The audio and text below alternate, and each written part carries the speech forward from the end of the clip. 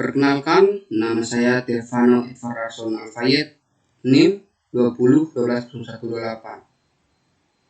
28. Kelas F, mata kuliah program web. Kali ini saya akan membuat tutorial dengan bekerja menggunakan Node.js. Oke, pertama kita akan membuat bekerja dengan Node.js. Dalam Node.js terdapat banyak modul dan kelas yang memiliki fungsi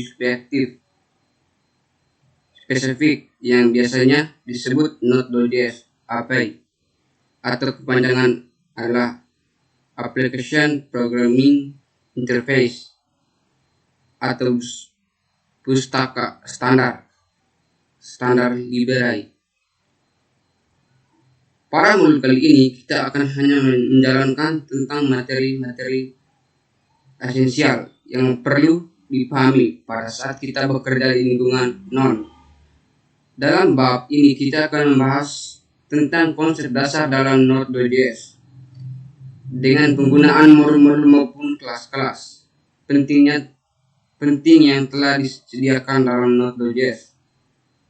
Kita mulai dari materi pokok. Yang pertama, konsep dasar Node.js.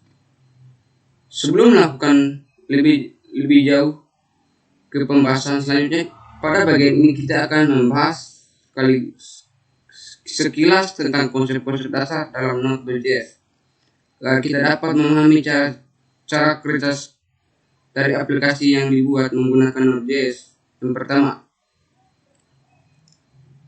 program Event Drive. Tulisannya dapat dilihat di layar. Proses eksekusi kode Node.js menggunakan mekanisme Event Drive. Dalam mekanisme ini, suatu akses akan dilakukan ketika kejadian atau event tertentu terjadi. Mekanisme Event Drive pada umumnya digunakan pada aplikasi-aplikasi berbasis GUI atau pada saat kita menggunakan JavaScript untuk memanipulasi objek dokumen objek. Modul di lingkungan web browser. Sebagai contoh, suatu aksi akan dilakukan setelah tombol tertentu diklik atau setelah item di dalam combo box diubah. Aksi biasanya ditulis dalam bentuk fungsi dan sering disebut dengan event header. Kode yang digunakan untuk menangani event tertentu pada saat kita aplikasi Node.js dieksekusi. Node.js akan menjalankan event log dan aplikasi akan berada dalam keadaan diam atau idle sampai mendengarkan atau menunggu sesuatu event terjadi. Sebagai contoh, ketika terjadi pemerintah dari komputer klien, aplikasi Node.js akan mendeteksi pemerintah tersebut sebagai event yang akan menjalankan fungsi dijadikan sebagai event held. Perhatikan contoh di layar. Pada contoh di layar, kita membuat objek dari kelas HTTP server atau kelas server yang berada di dalam modul HTTP. Dengan cara memanggil fungsi HTTP GRET server, objek tertentu selanjutnya digunakan untuk mendengarkan perintah yang dikirim melalui port 3000. Setiap perintah yang terjadi akan memicu event request yang kemudian akan diganti oleh fungsi onRequest. Berikut kita akan mempelajari kelas event emitter. Node.js memfasilitasi mekanisme Event Drive melalui kelas Event Emitter yang berada di dalam modul event. Sebagian besar kelas di dalam Node.js merupakan turunan dari kelas Event Emitter. Semua objek dari kelas Event Emitter dan kelas-kelas turunan dapat memicu terjadinya event tertentu. Sebagai contoh, fs restream akan memicu event open ketika satu file dibuka untuk dibaca datanya. Node.js mengizinkan kita untuk mendefinisikan event tertentu pada objek yang kita buat. Syaratnya, objek tersebut penuh dibuat menggunakan kelas event emitter atau kelas turunan dari kelas event emitter. Perhatikan contoh program berikut. Oke, kita masuk di Visual Studio Code-nya. Kita buat folder baru dengan nama event emitter.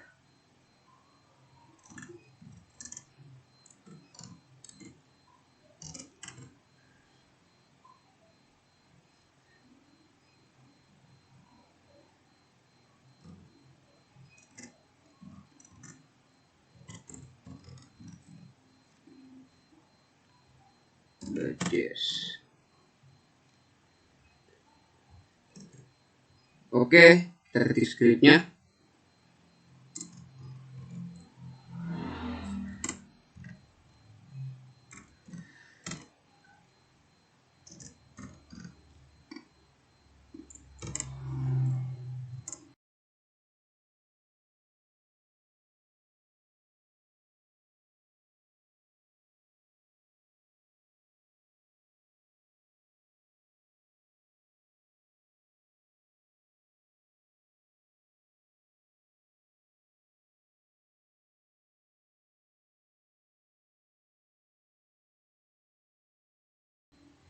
Oke, setelah kita sudah mengetik scriptnya, kita coba kita jalankan menu terminal.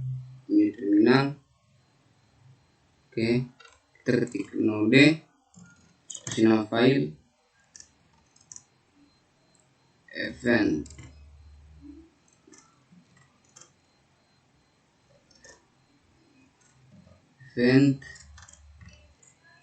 emitter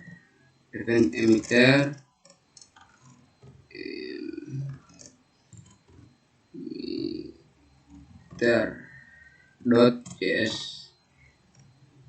Oke, maka hasilnya seperti ini. Pendefinisian event di dalam objek dari kelas event emitter dilakukan menggunakan metode on. Metode on adalah metode yang dibariskan dari kelas event emitter yang merupakan alias dari fungsi handstanner. Dengan demikian, penggunaan .n di atas dapat diganti menggunakan kode berikut. Oke, kita ganti ini baris ke yang 9 dan yang kelima. Kita ganti ini pertama yang kelima. Kita ganti on dengan istener. Kita ganti on dengan istener.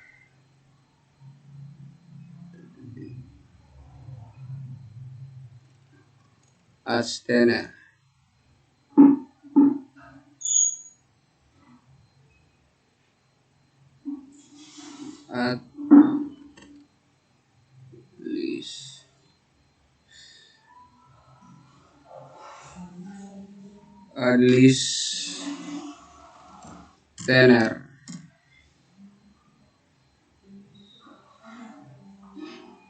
Adlistener. Oke, kita ganti lagi ini 9 Adlistener. Oke, setelah itu kita save, coba jalankan. Nah, oke, maka hasilnya tetap sama. Untuk memecah terjadinya event emitter, kita perlu menggunakan atau perlu memanggil metode emit dengan nama kita sebagai nilai parameternya. Sebagai contoh, untuk memicu terjadinya migraine, mulai kita perlu menulis kode sebagai berikut. Oke, buat folder baru dengan nama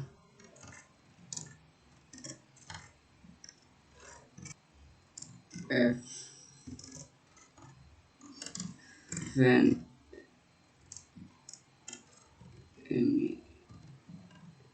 event emitter 1.js, enter. Oke, sudah kita ketik scriptnya, var event.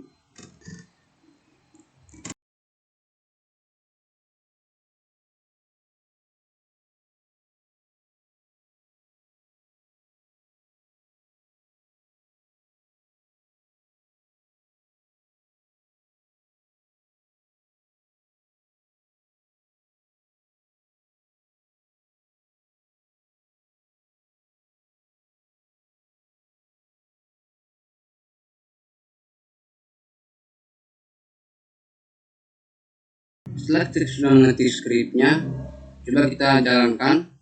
Kita save dulu, Ctrl S, dan jalankan.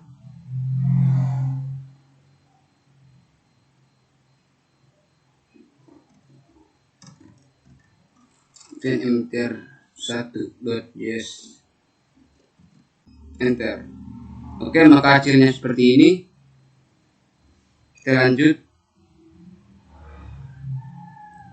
Blocking if dan not blocking if. Terdapat dua metode yang dapat digunakan untuk melakukan operasi input atau output dijalankan Node.js, yaitu blocking input output dan not blocking input output.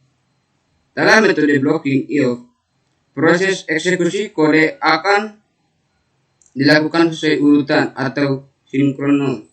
Sedangkan dalam metode not blocking if, eksekusi yang dilakukan tidak sesuai urutan, dapat underscore.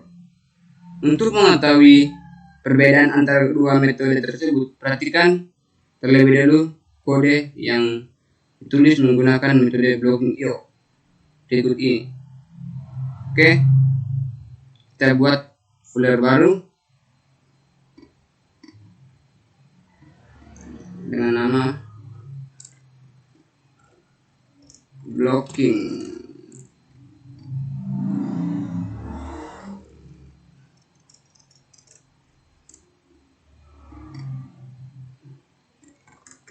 Blocking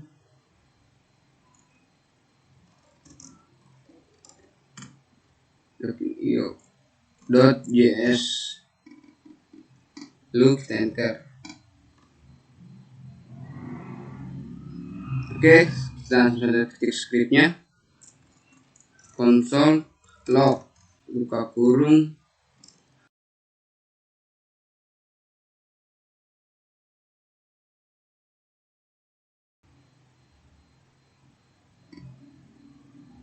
ketik blocking node dulu, node special file blocking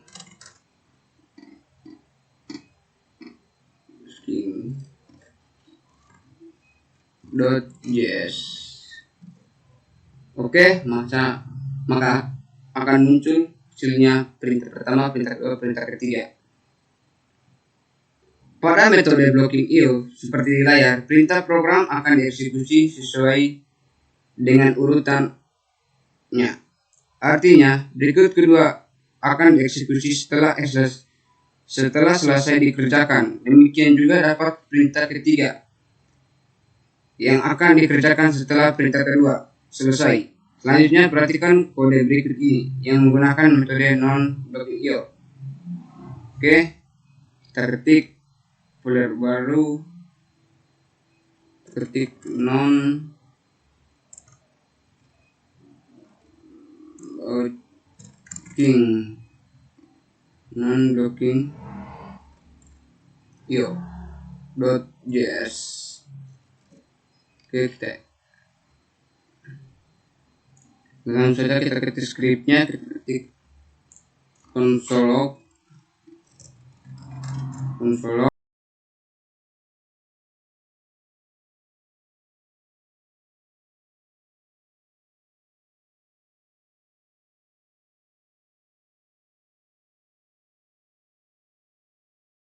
scriptnya, coba kita save, coba jalankan.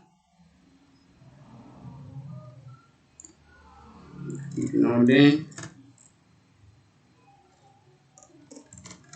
non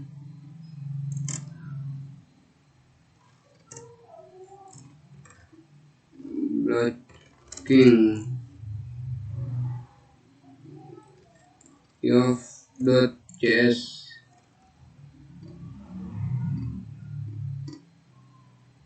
Oke, maka hasilnya seperti ini. Kali ini perintah program tidak dieksekusi berdasarkan urutan pada contoh di layar. Maksudnya kali ini perintah program tidak dieksekusi berdasarkan urutan pada contoh di layar.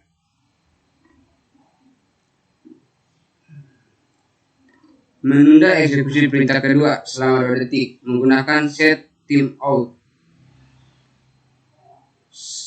Sambil menggunakan batu tunda selesai Node.js akan menjalankan perintah yang dapat dieksekusi lebih dahulu. Dengan demikian fungsi set timeout merupakan fungsi yang akan dipanggil menggunakan metode non-blocking iof. Sebagian besar pustaka standar yang berkaitan dengan iof di dalam Node.js disediakan 2 versi, yaitu versi blocking iof atau non-blocking iof. Fungsi-fungsi yang menggunakan metode blocking iof pada umumnya ditandai dengan akhir SYNC yang berarti sinkrono. Sebagai contoh, untuk membaca isi file, kita dapat menggunakan metode blocking iof dengan memanggil fungsi ss.sync. Perhatikan contoh berikut ini. Oke, kita langsung buat folder baru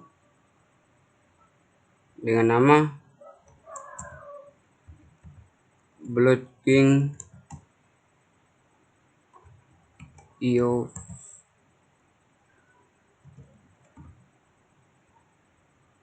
iof 1.js. Enter. Oke, langsung saja kita ketik scriptnya var fs dengan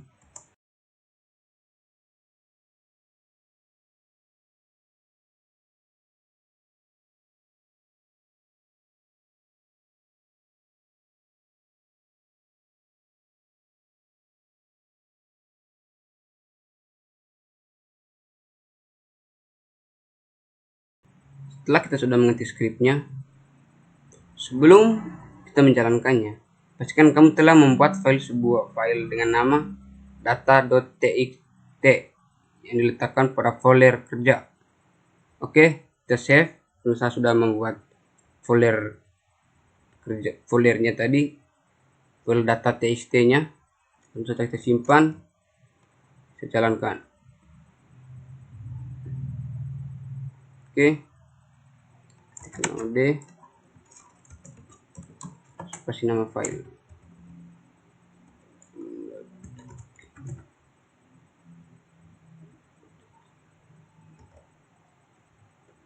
iof1.js. Oke, lalu kita enter. Oke, maka hasilnya seperti ini. Jika ingin menggunakan metode non-blocking iof, maka kita dapat memanggil method fs do read file. Perhatikan contoh berikut ini.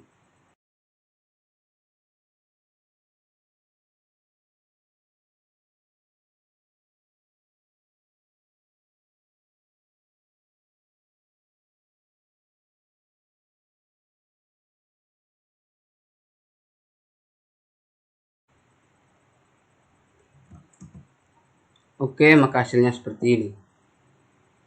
Oke, berikutnya kita akan mempelajari tentang fungsi callback. Dalam Node.js, event handler banyak diimplementasikan menggunakan fungsi callback, yaitu fungsi yang diperankan sebagai parameter dari fungsi lain. Perhatikan kembali potongan kode berikut ini. hapus. Nah, kita ketik function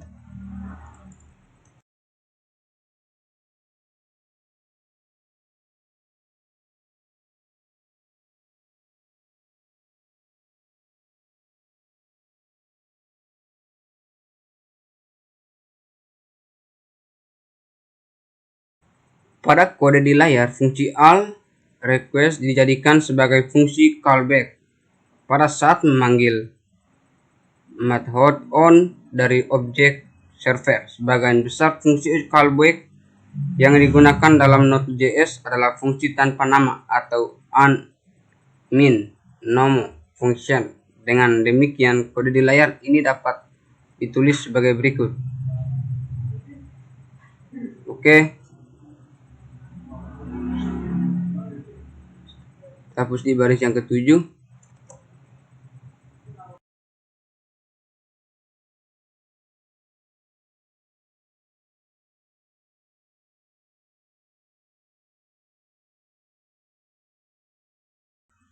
Sampai di sini saja tutorial kali ini. Sekian dan terima kasih.